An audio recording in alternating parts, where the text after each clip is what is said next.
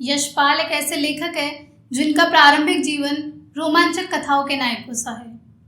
भगत सिंह, सुखदेव बोहरा और आजाद के साथ क्रांतिकारी गतिविधियों में खुलकर भाग लिया। 1932 में पुलिस के साथ एक मुठभेड़ में इलाहाबाद में गिरफ्तार हुए। 1938 में जेल से छूटे और तब से जीवन के अंतिम दिन तक लेखन कार्य करते रहे।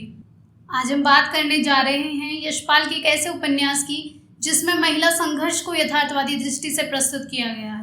यह उपन्यास है दिव्या। इस उपन्यास में नारी स्वतंत्रता और आत्मनिर्णय को प्रगतिशील ढंग से प्रस्तुत किया गया है।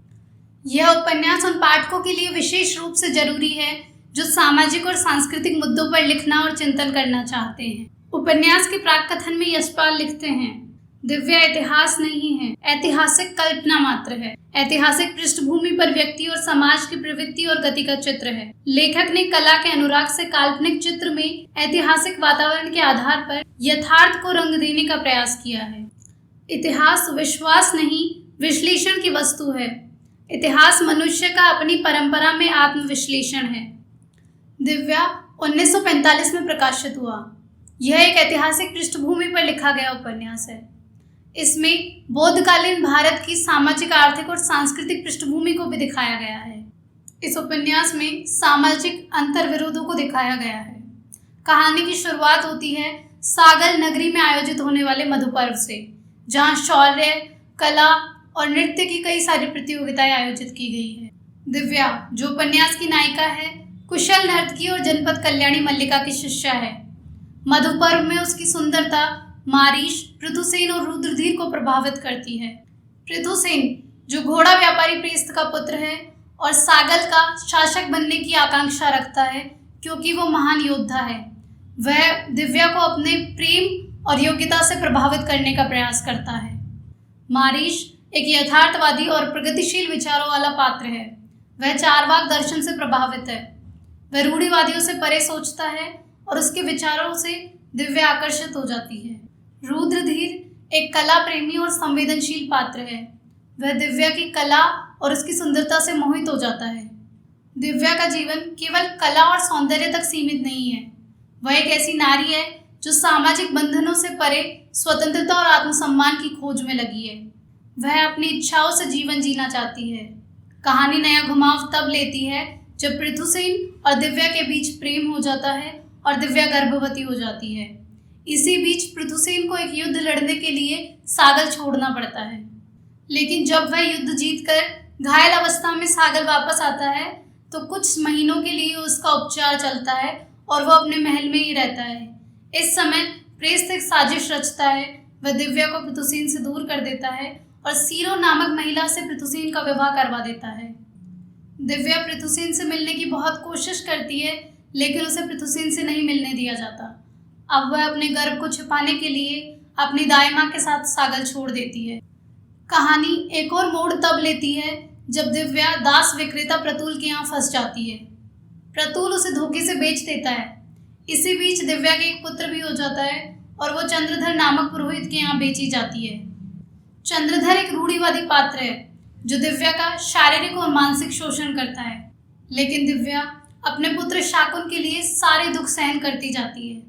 धीरे धीरे शाकुन एक बीमार अवस्था में चला जाता है। दिव्या उसके स्वास्थ्य के लिए और अपने आत्मसम्मान के लिए विद्रोह करने को प्रेरित हो जाती है। वह चंद्रधर के घर से भाग आती है और अपने दुखों से मुक्ति पाने के लिए बौद्ध धर्म की शरण में जाती है, लेकिन बौद्ध धर्म भी उसे स्वीकार नहीं करता। यहाँ यशपाल ने अपने वैचारिक दृष्टि का प्रयोग किया है। उन्होंने बताया है कि एक पीड़ित और शोषित नारी को कहीं भी सम्मानीय स्थान नहीं मिलता और उसका पुत्र भी बीमार होकर मर जाता है। तब दिव्या को रत्नप्रभा नामक नर्तकी द्वारा अपनाया जाता है। उसे अंशुमाला नाम दिया जाता है। जो दिव्या दास बनकर दारा हो गई थी, अब अंशुमाला बनकर उसका जीवन बदल गया। वहाँ उसकी वापस मारिश से मुलाकात होती है। मारिश उसे फिर से प्रभावित करने का प्रयास करता है। उधर सागल में पृथुसेन शासक बन गया, लेकिन सीरो और पृथुसेन के बीच आपस में नहीं बनती और दोनों लगातार विलास में डूबे रहते हैं।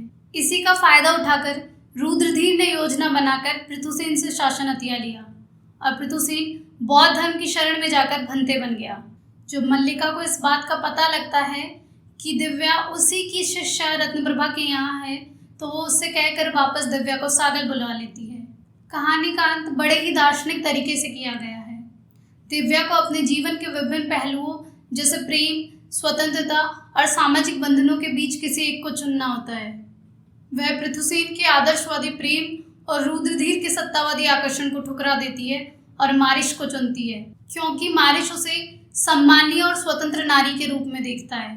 यहाँ कई पाठक सवाल उठाते हैं कि दिव्या ने मारिश को क्यों चुना। मारिश को चुनने के पीछे का जो सबसे बड़ा कारण है वह यह है कि मारिश सामाजिक रूढ़ियों और आदर्शवाद से मुक्त है और दिव्या पहले ही सामाजिक रूढ़ियों और आदर्शवाद की शिकार बन चुकी है। यह समापन यशपाल को अन्य सभी लेखकों से अलग बनाता है। उन्होंने नारी को मुख्य पात्र के रूप में तो चुना, लेकिन उसे चयन की स्वतंत्रता भी दी, जो किसी भी नारी के जीवन का सबसे महत्वपूर्ण हिस्सा है। यशपाल ने उपन्यास में हर उस पहलू को छूने का प्रयास किया है जो नारी के जीवन में कष्ट और कठिनाई का कारण बनते हैं। उन्होंने सामाजिक और धार्मिक पाखंडों पर भी गहरी चोट की है और अंत में बताया कि जीवन में कितने भी कष्ट और कठिनाइयां आए, एक नारी को अपने हिस्से की लड़ाई खुद लड़नी चाहिए और स्वतंत्रता प्राप्त करनी चाहिए। तो दोस्तों, कैसा लगा आपको बुक रिव्यू? अपने विचार कमेंट बॉक्स में प्रस्तुत करें। अगर वीडियो पसंद आया हो तो चैनल को सब्सक्राइब करें, वीडियो को लाइक करें और शेयर करना ना भूलें। तब तक पढ़ते रहिए, मस्त रहिए। फिर मिलेंगे एक और बुक के साथ।